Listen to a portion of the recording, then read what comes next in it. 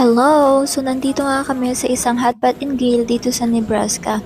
Kami kasing dalawa ng asawa ko ay mahilig kami sa mga ganito. Kung nakita nyo nga yung ginagawa ng asawa ko, yun nga yung una nyong gagawin. Fill upan nyo yung form na ibibigay nila. Mamimili ka doon kung anong mga karne yung ilalagay nyo sa hotpot nyo at yung mga iihawin nyo. The rest naman ay pwede ka nang pumunta dito. Mayroon silang mga sauces nakalagay na kung paano mo sila ipagsasama-sama. Kapag ganito nga ako ngayon nakatoka sa pag-iihaw-ihaw kasi nga yung asawa ko ay hindi nga siya marunong tumingin kung luto na ba yung pagkain. Isa nga ang hotpot and grill sa mga gusto kong pinupuntahan dito sa Amerika.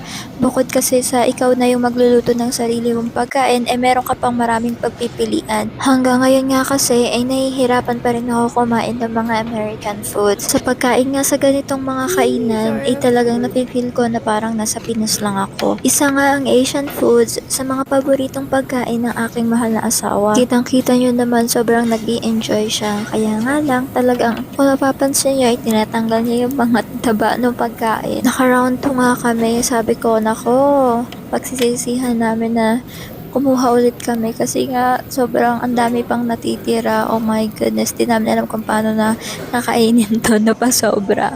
Kapag kumakain nga sa hotpot and grill ay binibigyan kayo ng oras para ubusin o tapusin kainin lahat ng mga in-order nyong mga pagkain. Kapag hindi nyo nga naubos at marami kayong nasayang na pagkain, ibabayaran nyo ulit yon. Sa first round nga ay marami na talagang pagkain na dinala sa table namin. So naparami yung kuha ng asawa ko pero isip namin na sakto lang to kasi nga gutom na gutom nga kami, kagigising nga lang namin. At pareho nga kaming naki-crave dito.